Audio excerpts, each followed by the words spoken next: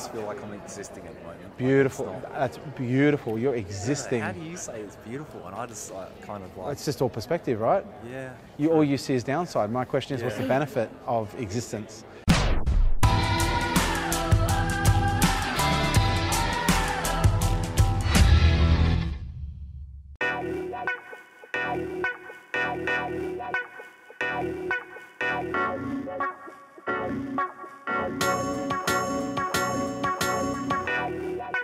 I want to make your day. Oh. Have a good day. So from Ralph Rivers, Hey, Ralph. K-Man, your staff evidently respect you as a guru/mentor, not as a boss. But how do you have techniques for when you've had to discipline, read, write, act? How do you come down hard when needs be? I want to dissect that question first. I think one of the most important things about the team is they don't put me on a pedestal as a guru. And if they do, I try and get myself off that pedestal as quickly as possible. Because when people when you put anyone on the pedestal, whoever's on the pedestal ends up in the pit. And so for me, if I'm on the pedestal and I come down hard on someone, it's going to create the potential for a lot more judgment for someone, because it's going to hit someone really hard and think, oh, this guy's perfect. But then the moment I unleash a little or spit a little bit of fire, it's going to kind of rattle that perspective a little bit. So for me, I think first and foremost, I've got to get myself off the pedestal as quickly as possible with anyone in the business. And it's happened with a few people, not many, but most people come into the business and accept me for who I am, which is both the good and the bad. But the second thing is, it's kind of like, and I guess I get this from working with, this is going to sound really bad, but working with dogs, like working with dogs and horses, which is when you're disciplining a dog, you can't yell at a dog. Okay, when you're disciplining a child, you can't yell at a child, because when you yell at a child, it activates the parasympathetic nervous system. They go into fight or flight, and they can't hear or interpret anything you're saying. They just literally go into, I need to protect myself or run away from this situation. Dogs are very much the same. Horses are very similar as well. And so, if you're trying to come down hard on someone and you literally set off their fight or flight mechanism, it's not going to be an effective form of communication. Like, if you're going to communicate effectively with anyone, you've got to be able to get through to them. And the way that you get through to them is communicating to them on a level where they actually hear what you're going to, or hear what you say, but most importantly, receive what you say based on the intent and the outcome that it's delivered. Like, sometimes I will get angry, but it's kind of interesting. Like, I remember watching, I think it was K-Day 7, where Merrin and Eric came into the office and they were talking about trying to protect Evie and somebody else. I can't remember who it was, whoever it was. And I remember after that meeting thinking, oh shit, I even said to Maddie, oh shit, I had a bit of edge to me today. And then I watched the video back and I was like, wow, I was like really calm. Like, I wasn't even yelling, I wasn't screaming, but at the time, in it, I actually felt like I had a really strong edge on. So for me, it's it's about understanding that I think everybody does the best that they can with the resources they've got. No one intentionally fucks up. No one intentionally does the wrong thing. Like, perfect example, I just came down hard on one of the team members, literally just before you walked in. We'll call it newsletter gate, where one of the team members had left in a certain word in the newsletter template that triggered the spam. It triggered that mail to go into the spam or to a marketing folder on Google Mail. And I'd already given them the feedback, I already told them exactly what to do, and yet they didn't listen to the feedback completely, and they still made the mistake and they did it again. So two emails we've had now go out in the last 2 weeks, most of which would have gone to people's either spam, junk, or marketing folder, and it wouldn't have hit their inbox. And that's now potentially hundreds of thousands of people that now wouldn't have seen the communication that we had sent to them, that they're probably either anticipating or waiting on, that could have some kind of an impact in some way, shape or form. So rather than me losing my shit, I just stated what was the obvious, which was, I'll even read it. Because this is me being harsh. And again, most people are going to listen to this and go, that's not harsh at all. But it's the tone that I said it with, which was, okay, the word, I titled the person, put in a screenshot, and I said the word, and I inserted the word, is sending this to spam, mark, or email, or junk still. Please, please, please change it back. Then I got the excuse, and then I said, I can see the word, please change it. Just referred to it already being perfect, and then this is where I came down hard. And then I said to them, they said, oh, it was a miscommunication. And I said, no, it was not a miscommunication. I was very clear. I said this word is what triggered it, and I had to go back to what it previously was, which was pictured above. And that was it. But it was the directness. And I think that's the challenge for me when I'm trying to maintain that relationship. I am so direct, and to the point where sometimes it really is actually threatening to people.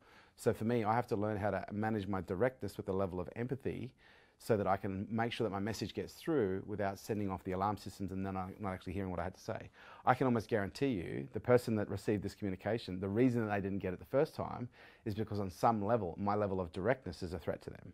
Because the person who I originally gave this feedback to, and I won't name them in this conversation, they're still getting used to my personality. They're still getting used to my directness. And I can tell you right now, the first time I said it to them, I wasn't rude, I wasn't aggressive, but I was just very blunt. But I was so blunt that it actually triggered them to get into a little bit of a frenzy whereby they actually didn't hear everything I said and then they believed it was a miscommunication. There wasn't a miscommunication, they just didn't hear what I had to say because of the delivery that I had. So for me, I'm constantly learning how to manage and modulate the way I communicate based on the person I'm speaking to. Matthias is the perfect example, and you're actually the second example. Actually, there's a few examples, but Matthias was the first example of someone coming into the organisation and me for the very first time putting a higher value on how I communicated what I had to say versus I'm just going to say what I want to. Because Matthias came in, very sensitive guy, like really super sensitive guy, and I realised that my communication style was going to fry him. It was going to just completely shatter his little world. And so he literally taught me how to bring in a level of heart and a level of empathy, still keep my edge, still keep the level of directness, still keep my bluntness, but deliver it in a way that didn't crush his poor little spirit, but actually lifted him up at the same time. And you know, working with a female filmmaker for the first time, it's like I'm reliving this again. Like I'm learning how to communicate with you, and I'm actually really enjoying it because it's making me a better communicator. It's giving me a much greater spectrum of options of how to communicate. And I think this is the key with communication. You know, communication is the effect that it has on people. Communication is the message that gets through. And oftentimes people say, myself included, well, this is just how I am.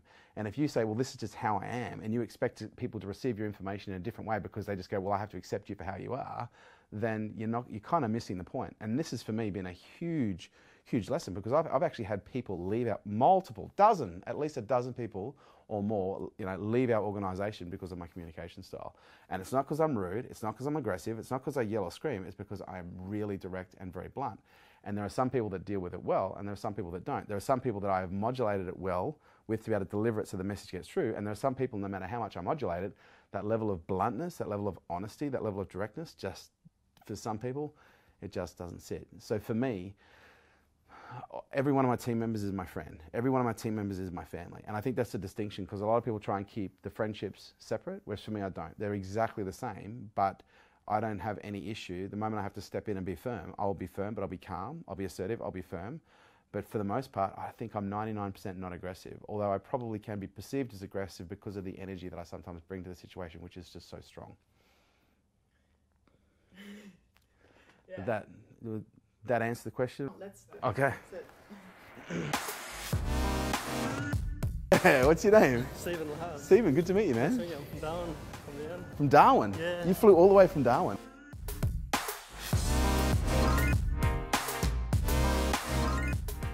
And so this is the first time I've been in this kind of shape where I've actually been really healthy. You know, I want to make it sustainable because it got to the point, like, after I got out of shape, like in my mid-30s, I was actually so happy not to care what I looked like. Like it was like the first time in my life, I was like, oh, it's so nice not to look in the mirror and go, oh, fuck, how am I looking today? And I was like, oh, it was a relief. And I was fat and I just didn't care. 12 weeks ago, I started training with Sebastian and I haven't had one injury, which is unheard of. Unheard of. I just go to the gym and I just stack it up. It was like lift heavy, harder, stronger, better. Whereas now it's just all body weight. When you're doing body weight, you're not competing with the guy on the bench press next to you. You're just competing with yourself.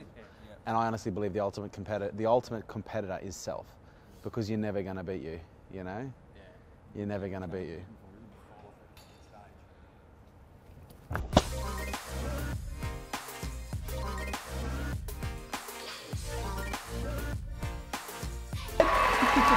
Time. Good evening, Adelaide. Oh, Adelaide coming on strong. But I guess I'm just going to work till I put my focus. Well, you got to focus on one thing. With limited funding, what would you recommend to attack first? Influencers. It'd be viable for me to have a program that'll do it for me. So people. Both. But she's really struggling with employing older people. So Yeah. obviously I'm only 28, she's 25. She's an ageist. She hates old people. Yeah, but how do you fucking find yourself? Well, I've got a recommendation for you. The book I want you to go and get immediately. It's called The Way of the Superior Man, written by a guy called David Deida. And he talks about the importance of being lost as a man. And every man reaches that stage in their life where they become lost, and we feel like we should fill it with some kind of distraction or abstraction or thing that keeps us busy, whereas in reality, being lost is a vacancy that's required for us to find what it is that we're here to do. And if we're filling our time with distraction or abstraction, when that thing comes along, you might miss it, Yeah. So in this time, enjoy the freedom of being lost. Yep. Okay, because there's a lot of freedom that comes with being lost. What am I going to do? Well, I'm not sure. There's so much open opportunity. I just feel like I'm existing at the moment. Beautiful. Like, it's not- That's beautiful. You're existing. How do you say it's beautiful? And I just kind of like. It's just all perspective, right? Yeah. All you see is downside. My question is, what's the Yeah. benefit of existence? You're alive, brother. You're alive. You got breath in your lungs. You got a fucking fancy hoodie on your shirt. You look warm. You got food. You're winning, man. You're winning. You've won. Thanks for your time. You got It's it, the man. first one I've ever come to. Photo? Appreciate it. You got it. All right.